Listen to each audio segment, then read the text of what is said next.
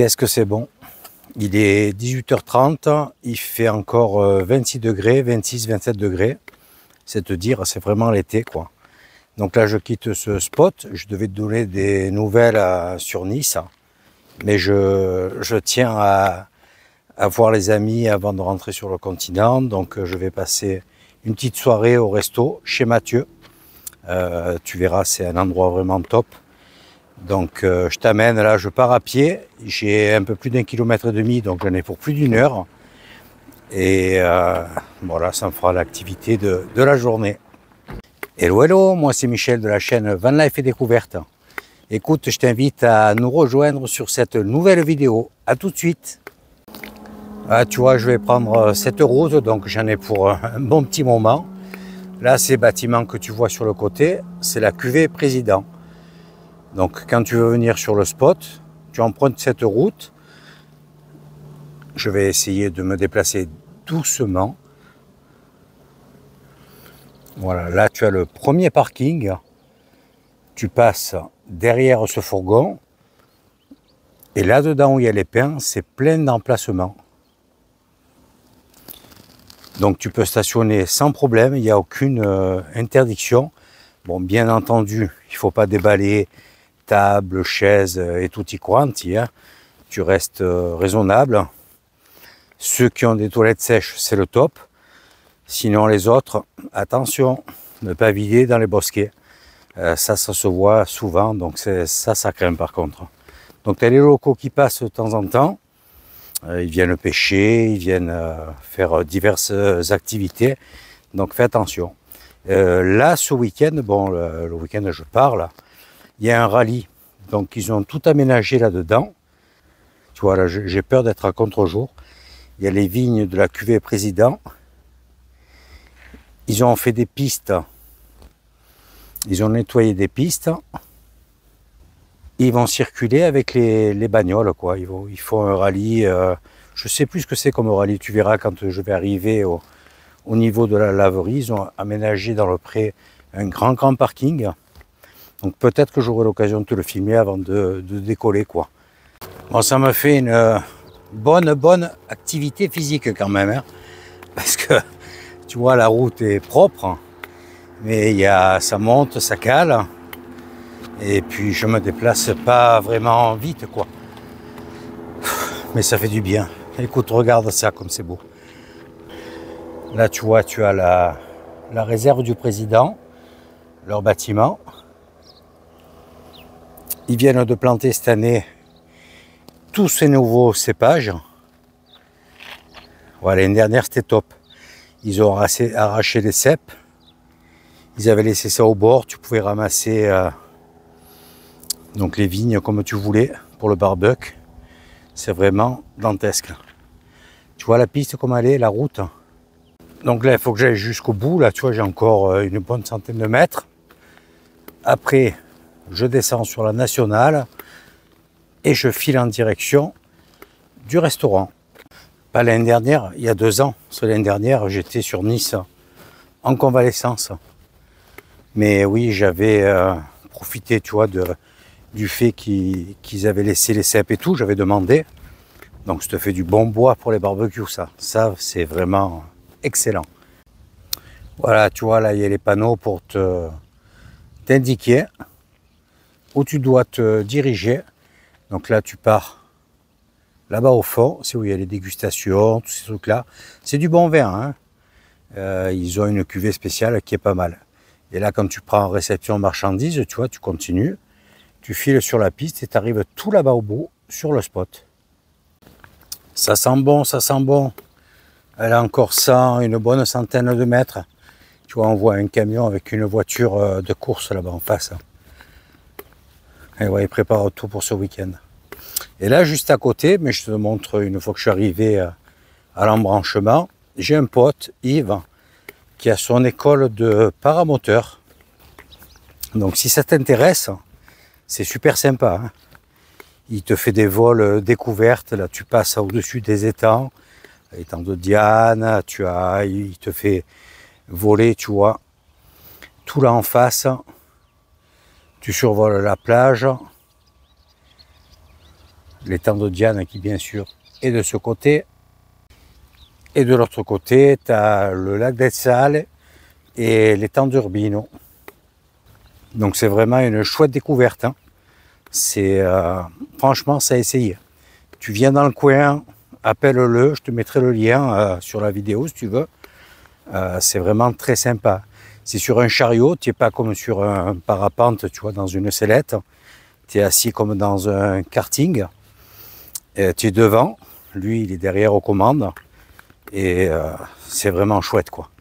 C'est un pilote très aguerri, il a fait énormément de vols en parapente, en paramoteur et tout, il a un niveau, c'est même pas la peine. C'est très sympa, surtout que la région est très très jolie. Ça y est, je suis arrivé. Et tu vois, il y en a pas mal qui s'installent et je pense que c'est un rallye pas mal important parce que tu as des grosses, tu as des semis, Skoda et certaines marques. Donc je pense que c'est déjà un rallye bien coté. Et tu vois, juste en face, tu as la laverie. Et ça, c'est top, hein, franchement. En plus, en ce moment, ils sont en promo. Tu as la machine à 8 kg pour 3 €. Un peu de pub. Ouais, tu vois, là, il y a des mecs qui font tourner les bagnoles. J'ai vu des vieilles Porsche. Je ne sais pas du tout ce que c'est comme rallye. Voilà, écoute, là j'ai ce morceau de route à faire, je te montrer. Tu vois, je descends. Là, il y a le camping en face, un très très grand camping. Et c'est pour ça que l'été, il faut faire attention, tu vois, avec les campings et tout, de ne pas stationner n'importe où parce qu'ils gueulent. Hein. Voilà, je vais descendre encore toute cette route. Je ne sais plus combien j'ai de mètres encore à faire. J'arrive devant l'entrée du camping Cap Fun. Donc ici, tu as bien entendu une aire pour les camping-cars, pour le vidange d'eau grise, eau noire, remplissage. Donc c'est pratique. Hein. Tu rentres, il y a juste une barrière, tu peux faire juste les services sans venir au camping. Voilà, tu as l'entrée ici et juste sur le côté, sur la droite, tu as l'air pour les services pour ceux qui ont les cassettes, bien entendu. Là, juste au-dessus où tu vois ce toit, c'est un restaurant également. Ça s'appelle l'Écurie. Et là en face, tu as le restaurant où je travaillais. Ça y est, je suis arrivé. Voilà, le restaurant où je travaillais. Et en face, tu as le Bounty où mon beau-fils travaillait. Allez, je vais aller voir les amis et m'installer à présent. Allez, à tout de suite. Voilà, là tu as le bar, tu vois. Bien sympa. L'intérieur du restaurant, on a quelques tables. Sabrina, la patronne qui arrive, et derrière elle, le brasero qui sert essentiellement l'automne et l'hiver. Derrière, on a la grande cuisine. Je vais te montrer ça. Voilà, ici. Moi, je te dis pas, les mecs, ils cuisent. Il y a guère de ventilation. C'est régime assuré. Et là, une superbe terrasse. Regarde ça. Vue sur la mer. Et l'été, on a souvent les dauphins le soir qui viennent à quoi? Maxi, 20 mètres du bord de la plage. Donc c'est vraiment super sympa pour les touristes. Regarde ce beau coin. C'est vraiment formidable. Une petite Pauline. Et si tu savais comme ça me fait plaisir d'être ici, j'aimerais bosser là, tu vois, si j'avais la possibilité de me déplacer, je le ferais de suite. Bon, l'équipe est jeune, super sympa, Sabrina la patronne est très contente d'eux, et ça vraiment, c'est chouette. Voilà, là je prends le temps, je bois ma petite bière, et après je vais m'installer. Il y a pire qu'un cadre, non, tu crois pas? Allez, ce soir je vais me faire des moules roquefort avec ce beau panorama. Regarde cette assiette plutôt sympathique avec, pour ne pas changer, une petite Pauline. Fin de soirée, voilà, un bon petit resto, des moules de l'étang de Diane au roquefort, super, c'était excellent. Et là je rentre, j'en ai pour une bonne petite heure, il est un peu plus de 21 h, tu vois, j'ai vite mangé et tout. parce que j'ai pas mal de route, hein. Regarde le temps. Ce beau ciel là. C'est nickel. Donc je vais reprendre le même chemin, comme je te dis, pour une bonne heure, arriver au camping-car, et puis voilà, la journée sera terminée. Et demain, je prends la direction de Bastia. Je vais faire 2-3 bricoles sur Bastia, et puis embarquer. Regarde ma petite voisine du soir. Elle est sortie des taillis, et elle se pointe, j'ai entendu du bruit, elle se pointe là devant le camping-car. Elle fait 20 bons centimètres. Elle est magnifique. Regarde, elle se déplace tranquillou. Je sais pas ce qu'elle est venue faire au propre là. Regarde là. Elle est superbe. Allez, retourne te mettre à l'ombre. Parce qu'aujourd'hui ça cogne. Hein. Regarde ça. Elle est énorme. Allez hop. Dans les feuillus.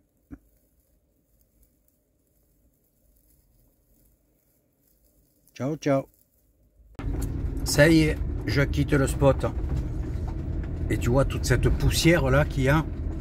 Eh bien c'est le rallye là qui est dans les vignes. J'espère que la route n'est pas barrée. On va voir ça tout de suite. Ah, il y a de la poussière, hein. Il n'y a pas à dire.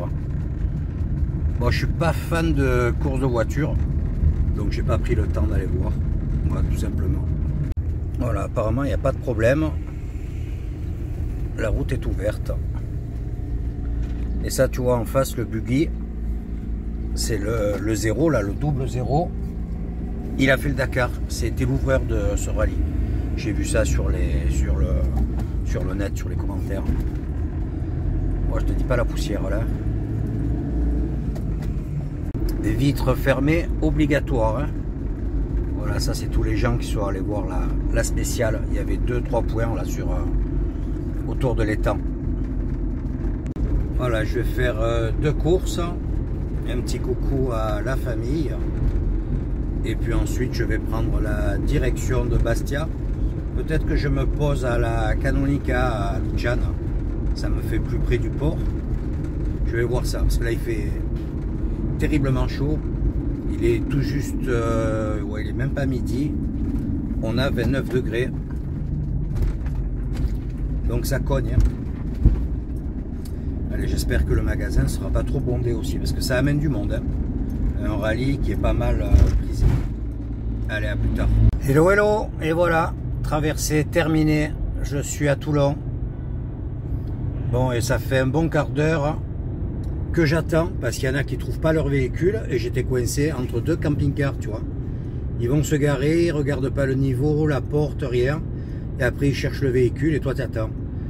Enfin, c'est pas grave, il est 6h40. Donc ça fait 10 minutes, tu vois que c'est ouvert et que ça sort. Et le mec qui est devant moi avec sa SMI, eh bien lui aussi il était coincé avec moi. Mais c'est pas grave. Allez, direction Nice à présent. J'ai le gardiennage qui ouvre à 9 h. J'espère arriver assez tôt, le temps de me prendre une douche et tout. Et direction l'hosto pour mon rendez-vous avec le chir. Enfin avec les chirs. Celui qui m'avait opéré de la hanche, qui m'avait mis une prothèse, accident de moto, et puis pour mon pied, pour ma cheville. Allez, à tout de suite sur la route. Regarde cette météo, il y a une brume épaisse.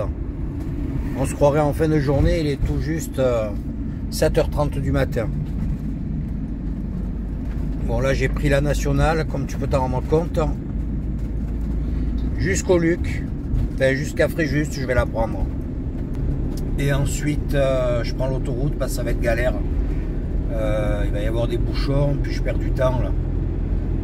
Donc, un petit tronçon d'autoroute sur la ferme.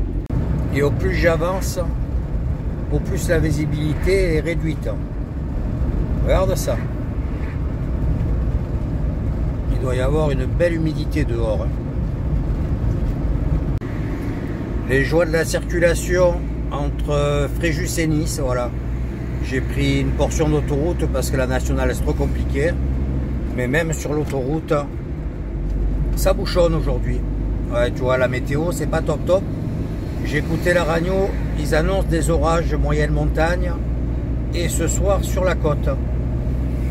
Bon, je suis pressé d'arriver. Ça me fait 3h30 de route. Minimum, si tout se passe bien maintenant jusqu'au gardiennage. Depuis le port de Toulon. Bien fatigué. Donc je vais arriver, je pense, ouais, entre 10h30 par là, dans ces eaux-là. Écoute, là, ça roule un peu mieux. Allez, je te reprends un peu plus tard. Ça y est, retour dans le Var. Mes visites sont terminées et là, je rentre sur Fréjus. Je pense que je vais me poser du côté de Roquebrune sur Argens ce soir. Ah, il fait une chaleur, c'est lourd. Hein. Bon, comme ça, je roule tranquille jusqu'au spot. Je me fais 2 courses en route et je te raconte ce qui s'est passé avec mes rendez-vous des 2 chiens. Allez, à tout de suite. On n'a plus qu'1,5 km et je me pose enfin. J'espère qu'il n'y aura pas trop de monde. Tu vois là, la route a tout été refaite.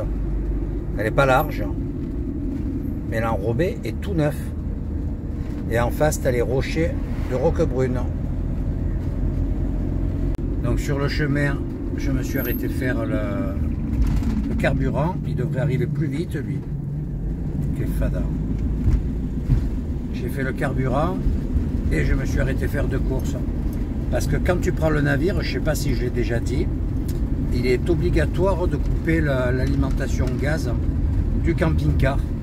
Donc tu as le réfrigérateur qui ne tourne pas, tu ne peux pas transporter des denrées périssables. Bon, tu peux très bien te faire un pas de plate. Dans 200 mètres, prendre à droite sur chemin de la Roquette. Avec une sauce en boîte, mais bon. Voilà, donc là je suis tranquille pour 3-4 jours. J'ai oublié de m'acheter de l'eau, j'ai 4 litres d'eau, donc j'en aurai pas assez. Non, ouais, 4 litres d'eau. Donc j'en prendrai sur la route, c'est pas grave. Prendre à droite sur chemin de la Roquette. Ouais, voilà, elle va pas arrêter de blaguer là. Donc très jolie route, mais étroite. Bon, tu as pas mal de dégagement, donc ça va. C'est énormément emprunté hein, par les randonneurs qui viennent balader là dans les rochers. C'est magnifique à ce coin. Et on est au bord de l'Argens. La belle rivière qui descend jusqu'à la mer. Allez, je te reprends à l'arrivée en espérant avoir un spot sympa. Voilà, je vais me mettre là. Je suis déjà venu à cet endroit. Oh putain. Regarde ce qu'ils ont fait. Dégueulasse. Regarde, on peut plus reculer là-bas. Ah bravo. Regarde ça. Si c'est pas dégueulasse. Hein. Là, tu avais un super spot. Oh, il y a de l'ambiance à côté là, tu vois. Il y a du monde. Hein. Oula. Il y a un campement carrément. Regarde ça. C'est quelle honte de mettre tout ça dans un état. Et là, tu as juste l'argent dessous, tu vois. Voilà, je me mettais là. Super spot. Donc je me mets là-bas pour ce soir. De toute façon, demain, je bouge. Hello les amis. Bon, je peux dire les amis, hein. Allez, une petite tranche de saucignon corse. Hein. J'ai la dalle. Il est, attends. Il est 9h50, 21h50. Je suis claqué. Bon, j'ai un petit peu... désolé, je parle la bouche pleine. J'ai un petit peu appelé la famille que j'ai sur le continent. Ils s'inquiétaient, ils savaient pas trop où j'allais me poser ce soir. Une journée de folie.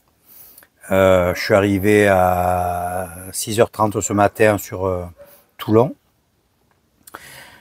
La galère, tu as pu le voir dans le navire. Ça, franchement, c'est des plaies, ces gens. Ils savent pas où ils vont. C'est vraiment, c'est un truc de dingue, quoi. Mais bon, c'est comme ça. Et puis, j'ai pris la route, une partie d'autoroute quand tu pars de Toulon pour descendre sur... comment ça s'appelle ça? Je me rappelle plus. Bon, peu importe. Je suis fatigué, donc je sais plus trop où j'en suis là. Donc j'ai pris un bouchon, un accident. J'ai pris l'autoroute quand je voyais que ça traînait. J'ai dit allez hop, je cherche pas à comprendre. Je prends l'autoroute, tant pis, au moins je file. Un bouchon, mais un truc de fou sur la route quoi. Après la nationale, là où c'était mais une brume, mais un truc, on se serait cru dans le nord quoi. Un truc de fou. Les températures pas super élevées, mais bon. Quand t'es cassé, t'as qu'une envie, c'est de vite arriver. Donc j'étais pressé d'arriver sur Nice au gardiennage. La nana m'a dit tu viens, tu poses le camping-car, tu fais tes affaires, et puis tu reviens. Je ferme à 5 heures le soir, à 17 heures. Donc essaye d'être dans les temps. Donc vite chez mes parents, une petite douche, ils m'ont amené chez le chir. Et là, le stress, tout ce que tu veux, tu vois, le pied, comment ça va se passer, j'étais plutôt inquiet. Donc j'avais les radios, bien entendu. Donc je te refais pas le topo de tout ce qui s'est dit et ce qui s'est passé. Et grande surprise, bon, j'ai une totale confiance au chir, hein, mais bon, là je me suis dit, il faut vraiment que j'arrive à comprendre ce qui se passe, quoi. Donc il m'a bien expliqué, je vais pas te faire tout ça dans les détails, sinon on n'en finit plus, mais j'ai vraiment la cheville à 90 degrés. En fait, le problème d'une radio avec les degrés, quand ils te prennent le pied, c'est sur l'ensemble du pied. C'est pas sur uniquement la consolidation. Moi, c'est un style d'arthrodèse. J'ai eu une énucléation de la cheville. C'est un arrachement total. Donc, quand ils peuvent te remettre tous les os plus ou moins en place et les refixer, tu t'en sors bien. Donc, le tibia a été coupé pour avoir une surface d'adhérence au maximale avec le talus, l'os qui se trouve en dessous. Et c'est un os qui est fait un peu, on pourrait dire comme une vertèbre, tu sais, il n'est pas vraiment carré ou rectangulaire, il y a des fois, tu vois, il finit en bec de perroquet ou des trucs comme ça. Et donc, on ne peut pas prendre l'angle de cet os par rapport à ça. Ce qui compte, c'est la jonction des deux os au moment, comment dire, opportun, quoi. Il faut que ça soit soudé au bon angle. Et c'est vraiment à 90 degrés. C'est là où j'ai un problème. C'est que dès l'instant que j'ai eu l'accident, bon, j'ai eu l'arrachement, les os qui ont été un peu beaucoup abîmés. Donc, énucléation, j'ai eu une nécrose des os. Donc, tu sais, les os sont plus vascularisés. Donc, ils meurent, quoi. Ils sèchent, ils se désagrègent. Et ça peut se terminer par, on coupe, quoi. Donc, ça s'est stoppé. Ce qu'ils voulaient voir, si comment dire, l'opération, tu vois, avait tenu dans le temps. Donc, ça n'a pas bougé. Donc, c'est pas mal. Déjà, l'os ne s'est pas davantage abîmé. Mais j'ai des douleurs qui sont apparues depuis que je fais les soins kinés.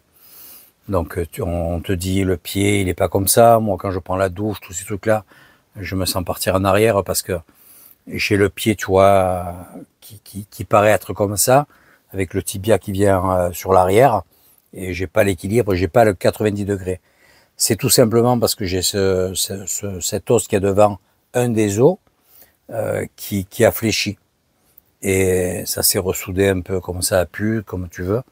Donc on a essayé de redonner une certaine élasticité, mobilité, mais ça n'a pas fonctionné vraiment à 100%. C'était un petit peu à prévoir, quoi. Bon, il n'a pas été vraiment surpris. Bon, moi je lui ai dit que j'étais déçu parce que j'avais moins de douleurs et moins de complications à la suite de l'opération. Et depuis que je fais la kiné, eh ben c'est galère, quoi. Et là, je me suis pris, pas un savon, mais pas loin. En fait, il m'a dit, attends, tu faisais ci, tu faisais ça, tu veux continuer. En fait, j'en fais trop. Vous me le dites dans les commentaires. C'est vrai que quand on est actif, on a du mal du jour au lendemain à tout stopper. Et en fait, je fais beaucoup trop. L'opération, la dernière, elle a quoi, 3 mois. On peut pas tout consolider en 3 mois. Un os, quand tu veux vraiment qu'il se répare, il faut lui laisser au moins 6 mois, et c'est sur l'année. Et moi, en 3 mois, bon, comme on dit, comme le disent les jeunes, je lui ai mis le compte, quoi. les marches, les machins, les ci, les là, ça va pas, et pourquoi je fais pas ci, pourquoi je fais pas ça. Donc j'ai trop forcé. La kiné, ben, je lui mets un peu la pression aussi, donc elle essaye de faire des trucs. Mais en fait, j'ai plus d'articulation. C'est fini. L'articulation, il faut l'oublier. Tibia, talus, tout ça, c'est comme si c'était qu'un seul os. Donc tu peux plus faire plier comme tu veux. Donc on joue avec tout ce qui se trouve autour. Moi, tout ce qui se trouve autour, c'est les tendons, tous ces trucs-là, les muscles, les chairs, ça s'est atrophié. Les tendons se sont rétractés, tout ce que tu veux. Ça fait des mois que je ne bouge plus. Je le vois sur les deux jambes. Hein. Le mollet, ça se voit visuellement. La cuisse, je prends un repère. J'ai perdu, je sais pas combien de centimètres, quoi. Donc je vais essayer de refaire du vélo, des trucs comme ça. Parce que le vélo, j'y arrive. La cheville, elle bouge pas, tu vois, je peux faire ça. Je peux pédaler. Donc je me suis un peu, tu vois, les derniers temps, j'étais dégoûté. Très honnêtement, je me suis dit, qu'est-ce qui m'arrive? Parce que dans le camping-car, c'est très compliqué, quoi. La douche, heureusement que c'est court. Tu vois, de là où je suis, tu vas à la cuisine et tout, c'est le top. Je fais 2-3 pas, c'est réglé. Mais dès que je suis en tongs, pieds nus, j'ai vraiment une démarche très compliquée. Donc ça veut dire que s'il faut que je sois toujours avec des chaussures appropriées, c'est galère. Bon, enfin, voilà, toujours est-il, pour pas noyer le poisson, pour lui, c'est pas mauvais. Il m'a dit, écoute, franchement, le pied est bon, il n'y a plus de nécrose, il n'y a plus ci, il n'y a plus ça. Je suis de nouveau arrêté pour 3 mois. J'ai, suite à mes problèmes de pied, comme je te disais, je me dévisse, j'ai mal au dos et tout. Ben, effectivement, j'ai une inflammation au niveau de la hanche. J'ai eu un carton en 2011, le 11 septembre, il faut le faire, hein, en moto. J'ai été opéré en 2012. Et en fait, si tu veux, ben, j'ai une inflammation au niveau de la hanche, de ma prothèse. Donc, j'ai des infiltrations de cortisone à faire. Je vais un petit peu attendre. Je suis allergique aux anesthésiens locaux. Donc, en principe, quand on te fait ça, on anesthésie un petit peu, on pique et tout. Moi, c'est tout à vif chaque fois. Donc, je te dis pas la douleur. Donc, si ça peut tenir, peut-être que je le fais pas et je vais voir. Il faut que je fasse les semelles, même si j'ai le pied un petit peu gonflé et tout. Il m'a dit, bon, c'est sûr que c'est mal remboursé, tout ça. Mais tu peux pas toujours mettre l'argent au milieu. Il faut que je me déplace convenablement, si ça me soulage. Donc, je vais me faire des semelles. S'il faut les refaire dans 6 mois, ben on les refera et puis c'est tout, quoi. Donc là, nous sommes le combien? Le 3, c'est ça? Le 3 juin. Je vais rester un petit peu sur le continent. J'ai de la famille à voir, j'ai des amis. J'aimerais en profiter. J'ai monté mon dossier NDPH, il a été accepté. Donc eux, par contre, ils attendent que le chirurgien dise on ne peut plus rien faire. Voilà, le cas de monsieur est comme ça et c'est définitif. Et à ce moment-là, ils décideront si j'ai un taux d'invalidité ou pas. J'espère, parce que là, une reprise d'un boulot, ça va être très très compliqué. Je me vois mal au resto, servir ou faire autre chose. Bien qu'on m'ait proposé. Certaines choses, je peux peut-être les faire, mais pas sur une journée complète. Enfin voilà. Donc, on va dire que le moral est meilleur parce que je me faisais vraiment du souci. Je me voyais pas repasser au bloc avec tous les problèmes que j'ai eu, l'infection, tous ces trucs-là. J'ai dit, si je repasse au bloc, qu'il y a un truc qui se passe mal, que j'ai des douleurs ou que ça nécrose, là, je me retrouve avec une seule jambe, quoi. Donc, c'est pas top, quoi. Enfin, voilà. Je te résume un peu la journée, c'était speed, hein, parce que j'ai vu le chir de la hanche, celui du pied, tout ça, donc bon, ils ont été super sympas. Il y avait un monde, un truc de fou. Quand je suis arrivé, il m'a dit, mais attends, t'as rendez-vous avec 2 domptures, je l'appelle, on fait la consulte à 2. Donc, j'ai attendu une bonne heure, mais en un quart d'heure, j'ai eu les 2 chirs, donc ça c'est génial. J'ai pu retourner récupérer le camping-car à l'heure, et aujourd'hui, tu vois, je suis sous les rochers de Roquebrune sur Argent. Voilà. Donc on va dire que ça se termine bien. Je vais faire un peu plus attention, je vais un peu moins en faire. Il faut que je calme un peu le tir. Hein. C'est bien beau de vouloir forcer, mais forcer dans le mauvais sens, c'est pas bon. Il y a des mouvements qui sont contraires. Les problèmes que j'ai, les douleurs que j'ai au talon, ben, c'est dû à des mauvais mouvements. Donc la kiné, pareil, ils ont Elle fait ce qu'elle peut. Là, elle a de nouvelles directives. Il lui a fait un courrier. Il m'a demandé de faire, je te dis pas le nom parce que je me rappelle plus. S'ils ont l'appareil, c'est génial. Par contre, je diminue, je vais passer à une séance par semaine. Il m'a dit 3 c'est trop puisque tu bosses beaucoup à côté. Moi, tu sais, je me lève le matin, je me mets contre le camping-car, je fais des pointes, je fais ci, je fais ça. Je pars marcher. Il m'a dit là, 1 kilomètre le matin, tout ça, t'arrêtes.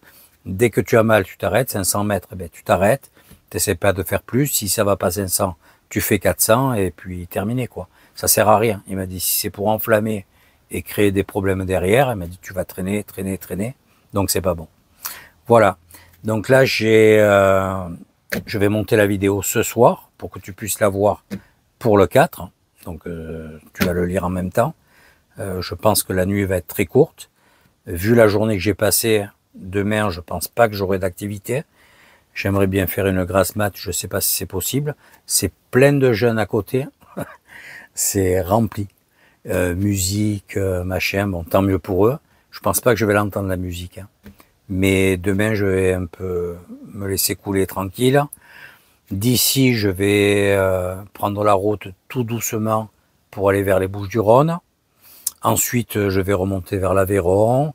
Je dois passer voir Cyril et Eddy parce que j'ai le test d'étanchéité à faire du camping-car. Je préfère le faire chez eux. J'ai la révision du camping-car également. J'ai vu qu'il y avait une société qui faisait ça pas très loin d'Ambérieux et à des tarifs, voilà, c'est nettement plus avantageux que dans le coin, même si j'ai beaucoup de routes, hein, mais ça me fait la balade. Donc j'ai la vidange à faire, tous les filtres à changer. Et puis je vais un peu le prendre cool, tranquillou. J'ai appelé ma fille, je dis écoute, je rentre pas de suite. Je vais appeler demain la kiné pour lui dire pareil que la semaine prochaine je serai pas en Corse pour attaquer les séances. C'est pas grave. Et je verrai quand je rentre. En fait, je me suis pas fixé de date de retour. Je pense que ça sera, je pense au minimum passer le mois de juin sur le continent. Donc peut-être qu'on se rencontrera si tu es sur ma route. Je vais essayer. Les vidéos vont être pratiquement en direct. Hein, parce que là, tu vois, je suis en train de te parler. La vidéo n'est pas montée. Il est 22 heures. Je vais la monter, j'en ai pour 2-3 heures. Elle va sortir demain en fin d'après-midi. Je vais reprendre la route. Je vais un petit peu commencer à filmer. Ça dépend dans quel endroit je me trouve. Il est possible que je rencontre un abonné et youtubeur. Donc, je ne te donne pas le nom pour l'instant. On verra si on a la possibilité de se rencontrer. On devait le faire dans le 04, mais ils annoncent mauvais temps les jours qui arrivent. Là. Tu sais, moyenne montagne, avec la chaleur qu'il y a, c'est des orages. Et j'ai pas envie d'aller me mettre dans des cols, dans des endroits, avec de la flotte et tout. Donc, je vais prendre la direction de... Comment ça s'appelle, l'étang de Berre.